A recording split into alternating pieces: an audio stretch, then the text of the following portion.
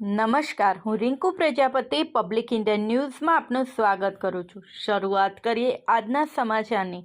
આણંદમાં પાલિકાની ટીમ પર હુમલો કરનાર બંને શખ્સોનું સરઘસ કાઢ્યું।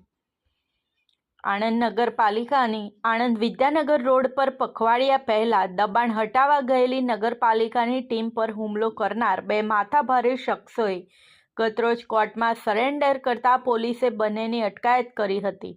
આજે પોલીસે આણંદ શહેરના ટાઉન હોલ નજીકથી બંનેનું સરઘસ કાઢ્યું હતું। આણંદ નગરપાલિકાને દબાણ હટાવો ટીમે તારીખ 28મી નવેમ્બરે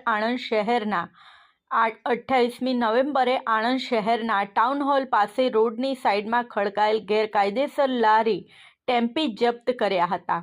બાદમાં પાલિકાની ટીમ વિદ્યાનગર રોડ તરફ સ્માર્ટ બજારથી આગળ પેટ્રોલ પંપ નજીક ફૈયાઝ ઉર્ફે ડેની ફિરોઝ ખાન પઠાણે ટીમ સાથે તકરાર કરી ભાવેશ ઉર્ફે દળી પટેલને પટ્ટા વડે ફટકાર્યો હતો।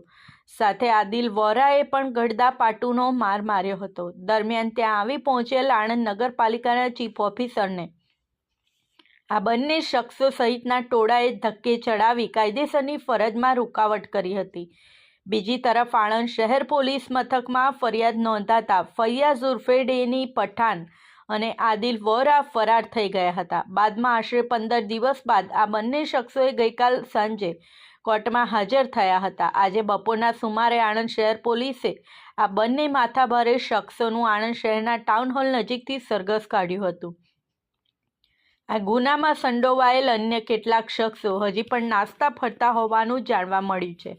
બંને કોર્ટમાં સરેન્ડર કરવા છતાંય સરઘસ કાઢી પોલીસે પોતાના કોલર ઊંચા રાખ્યા હોવાની ચર્ચા વચ્ચે જાગૃતોમાં ભારે અચરજ વ્યાપ્યું હતું।